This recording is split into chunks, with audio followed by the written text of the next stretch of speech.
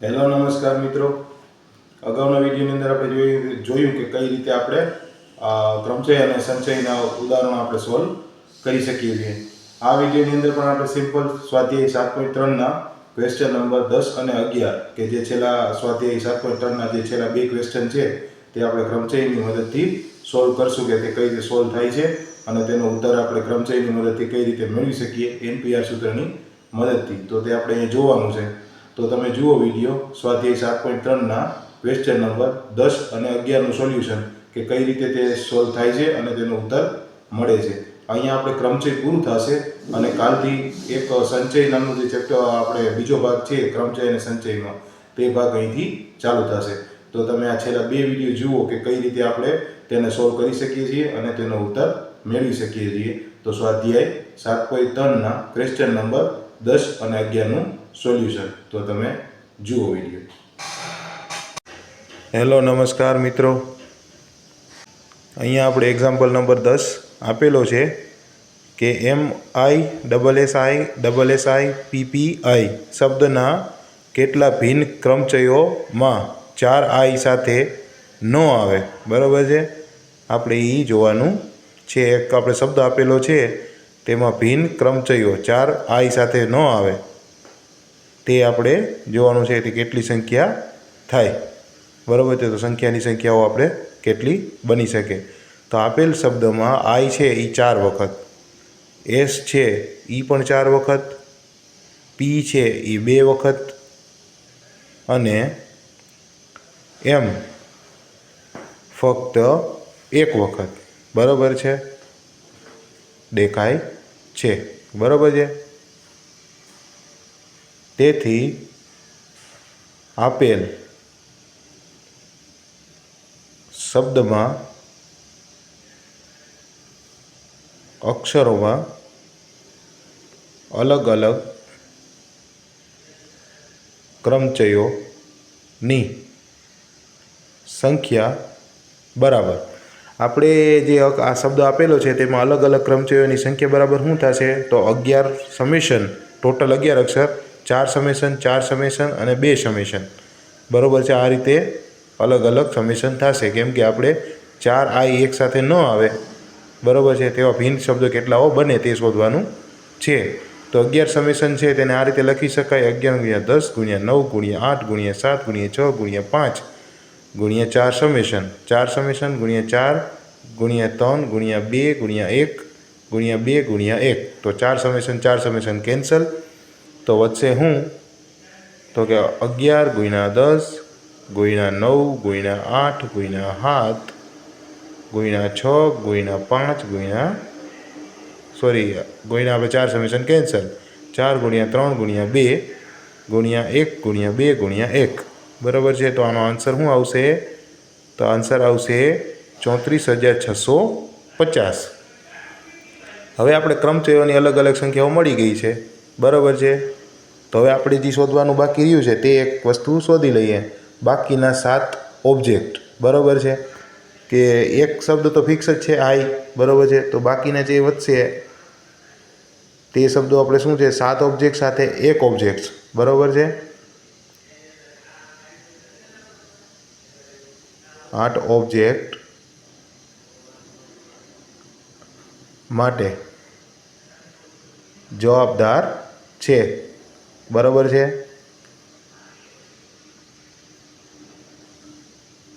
આ 8 ઓબ્જેક્ટમાં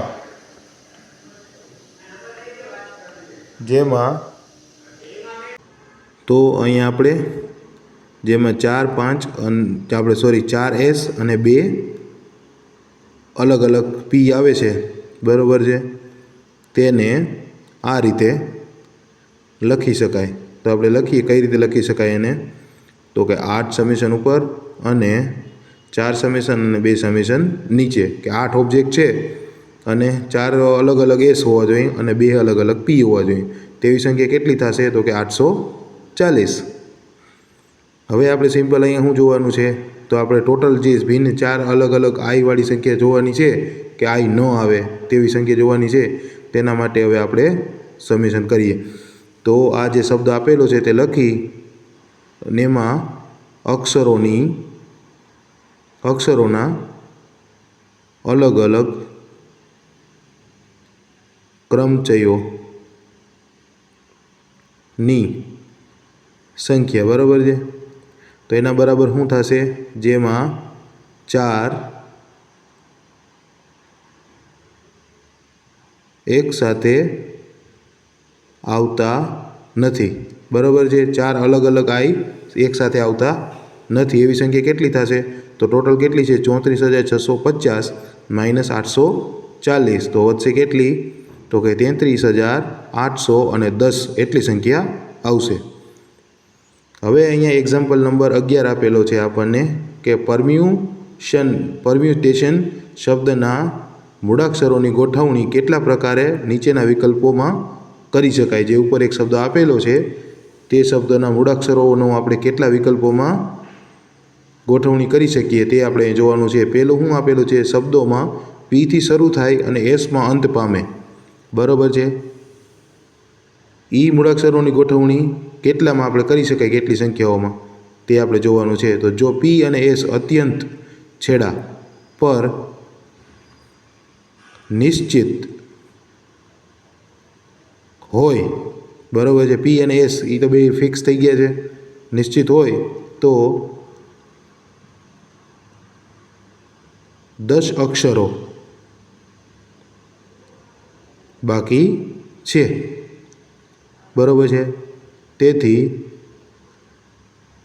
આ કિસ્સામાં ગોઠવણી આવશ્યક સંખ્યા, બરાબર છે. પી અને એસ તો ફિક્સ જ છે અને 10 અક્ષરો બાકી રહીએ છે, તો 10 સમેશન અપોન 2 સમેશન, કેમ કે 2 જણા ફિક્સ છે. તો આવશે જવાબ 18,14,400, બરાબર છે. એવી જ રીતે એક્ઝામ્પલ 2 છે, બધા સ્વરો સાથે હોય, બરાબર છે. જેટલા આમાં સ્વર જેટલા છે તે બધા એક સાથે હોય તો ગોઠવણી કઈ રીતે કરી શકાય? તો આપેલ શબ્દોમાં 5 સ્વરો છે તે માત્ર એક જ વાર દેખાય છે, કેમ કે કોઈ સ્વર બીજી વખત રિપીટિશનમાં નથી. જોવો તમે, બરાબર છે કે સ્વર બધા છે અને એક વખત છે, કારણ કે તે સાથે રહેવાના, બરાબર છે. અને 8 અક્ષરો અલગ છે, બરાબર છે. 8 અક્ષરો અલગ અને 5 સ્વર અલગ. તેથી ગુણાકારના સિદ્ધાંતના આધારે, બરાબર છે, શું થશે? આવશ્યક ગોઠવણી, બરાબર છે, બરાબર. આવશ્યક ગોઠવણીની સંખ્યા એ કેટલી થશે? તો એના બરાબર આપણે લખી શકીએ કે 8 સમેશન અપોન 2 સમેશન ગુણ્યા 5 સમેશન, બરાબર છે. 5 સ્વરો છે એ અલગ, તો આવશે કેટલા? ટોટલ 24,19,200, બરાબર છે. હવે આપણે ત્રીજું સમેશન જોવાનું છે. જો પી અને એસની વચ્ચે હંમેશા 4 મૂળાક્ષરો હોય, પી અને એસ જે આપણે આપેલા છે આલ્ફાબેટ, એ આલ્ફાબેટની વચ્ચે 4 જ મૂળાક્ષરો હોય તો ગોઠવણીની સંખ્યા કેટલી થાય તે આપણે જોવાનું છે. કેમ કે પી અને એસની બારે આજુબાજુ ઘણા બધા અક્ષર હોઈ શકે, પણ પી અને એસની વચ્ચે 4 જ મૂળાક્ષરો રાખવાના, બરાબર છે. અક્ષરોને એવી રીતે ગોઠવવાના કે 4 અક્ષરો પી અને એસની વચ્ચે આવે. તેથી એક રીતે પી અને એસ એનું સ્થાન તમે જુઓ તો એ ફિક્સ થઈ ગયું કહેવાય, બરાબર છે. કે તો પી અને એસના સ્થાનો નિશ્ચિત છે. બાકીના 10 અક્ષરો જેમાં 2 ટી, બરાબર છે, 2 પીએસ અને 10માં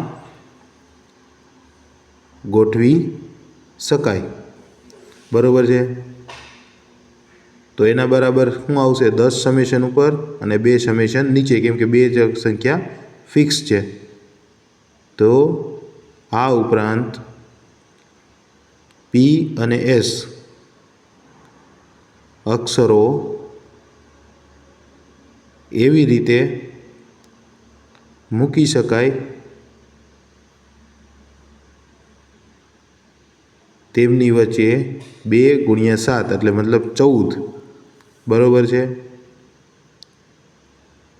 અક્ષરો હોય બરાબર કેમ કે 2 × 7 એવા હાટું થશે કેમ કે 2 પહેલેથી ફિક્સ છે અને 7 અલગ છે એટલે ટોટલ 14 થશે બરાબર છે તો ગુણાકારના સિદ્ધાંતના આધારે બરાબર છે કે આપણે જે અક્ષરો લેવાના છે પી અને એસની વચ્ચે 4 મૂળાક્ષરો તેની સંખ્યા આવશ્યક કેટલી હોય ગોઠવણોની સંખ્યા તો એના બરાબર શું થશે તો એના બરાબર થશે આપણને